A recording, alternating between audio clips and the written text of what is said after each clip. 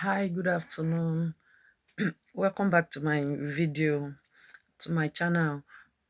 I was saying last week that I'll be coming every week here to discuss about sickle cell anemia and the things every sickle cell patient will go through or might go through.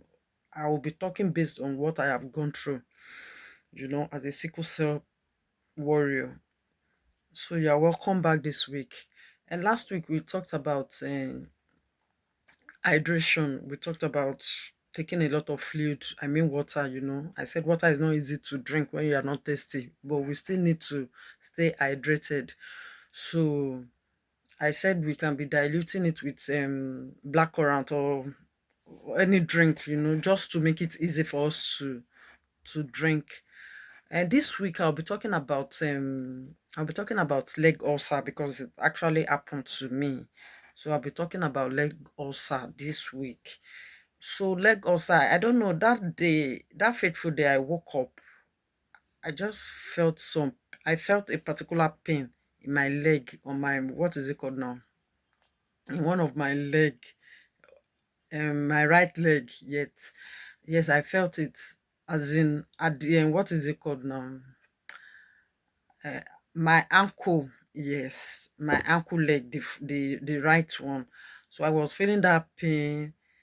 And I was saying to myself that what sort of pain is this? There's no wound, nothing. I was just feeling like something is itching me, you know. It was just there. The next day, by the time I woke up the next day, I just know I was looking at my leg right before my own eye. It was opening on its own. Not that somebody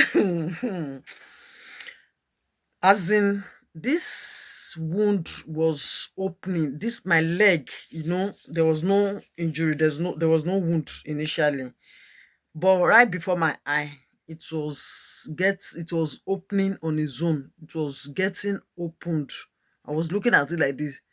It was opening before I knew it. For, I think, in 3 days it was wide open, at least like this. It was just, it was this, this length. For like about 3 days it was this length, wild open wound, and it was dripping water. It was dripping not blood though, water. So I carried myself and I went to FMC, Federal Medical Center, in Ibutemeta, in Nigeria. I took myself there, and then by the time they examined me, the doctor now said it's leg ulcer, that it's common with sickle cell anemia patients. And I said, wow. And the pain is not even here. It's not something you can even imagine. The pain is crazy. So anyway, they started treating me with um they started treating the leg with antibiotics, and they gave me, what is it called now, tetanus injection. I took tetanus injection, and so they asked me to become, I think, I can't remember again because I don't want to give a wrong information here. I don't remember, maybe it's every one week or every 3 days I go to the hospital. They dress it up for me. But it got to a point that I was now, since I know how to, because I noticed they were using one particular drip. Then I used to have a particular friend, a medical doctor friend. So he told me, I think he was the one who told me to buy one drip. It's like a drip. I don't know. It's drip, drip, that water. I was using it to clean it. I was using it to clean. I would just be pouring the water on the wound, directly on the wound. I did that. I was doing that, and at the same time, I was still going to the hospital. But it got to a particular time, I was not interested in going to the hospital. That since it's sometime I've taken antibiotic, I've taken a, what is it called, tetanus injection. So so so I asked the doctor and the nurses that how long will this last. Then I said it depends on my body, depends on how lucky I am. That some people it takes 2 years. I said, what? He said some people it takes a year, some people 6 months. This I said ah, maybe the Nigerian in me, I started rejecting it that no, this my own will not take that long in Jesus' name. So they were just looking at me that continue deceiving yourself. And as God will have it, because I was doing the normal thing, I was doing the normal routine that I need to do with it. I was cleaning it, I was giving it so much attention.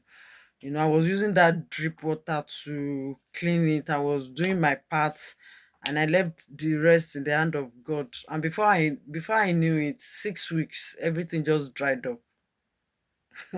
6 weeks, everything dried up because I needed to. I had to go back to the hospital because I was one of their stakeholder then in FMC. One of the stakeholder of sickle cell anemia was, you know, so one of our meeting then when we were asked to be talking about our experiences, so I stood up that day and I talked about the leg ulcer.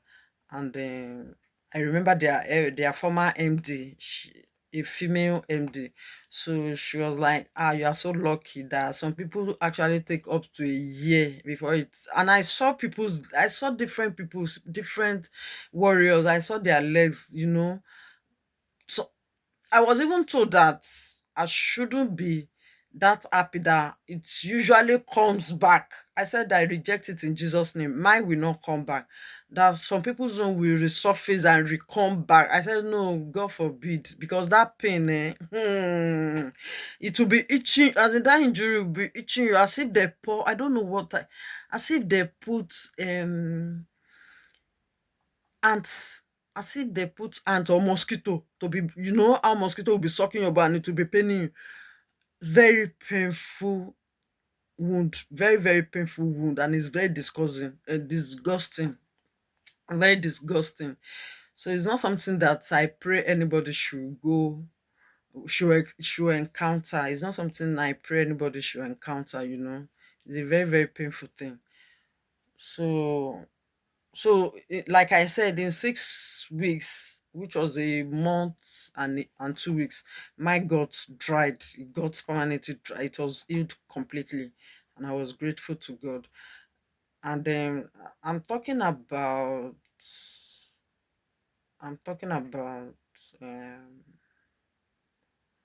12 years now, if I'm not 12, 13 years now, if I'm not mistaken.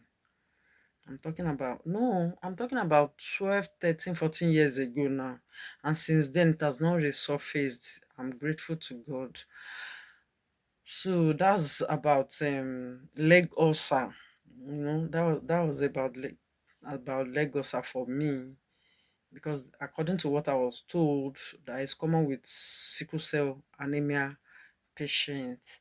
There's according to what I even heard too, that some people don't get so bad that they will now cut part of their skin they will now it will be used to craft the wounded part. But I didn't experience that. I did my home just healed on his own. It healed on his own. It took 6 weeks for it to completely get dried and healed up completely. So that's what I have to say about leg ulcer. So leg ulcer is real in sickle cell anemia patients, sickle cell warriors. So I experienced leg ulcer. So what I want to tell us about it again is that once you notice it as a warrior, please just take yourself to the hospital immediately. Please take yourself to your doctor, take yourself down to the hospital so that they can start your treatment immediately, so that tetanus doesn't get infected. Since it's an open wound, it can easily get infected, and we don't want that. So that is why you need to see your doctor as soon as possible so that they can start your treatment. That's what I want to say about leg ulcer today.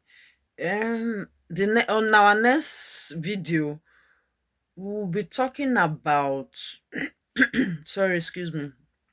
On our next video, by God's grace, next week, we'll be talking about pain medications. Pain medications. Sickle cells We are prone to body and bone pains. Like me, I experienced a lot of bone pains in the past. In the past, oh my god, number one issue I had was bone pain, as in chronic bone pain. So I'll be talking about the medications I took, how I got freed from bone pains too. I will come and tell us about the medications that were recommended to me by my doctor then in Nigeria. So stay tuned. Thank you for your time.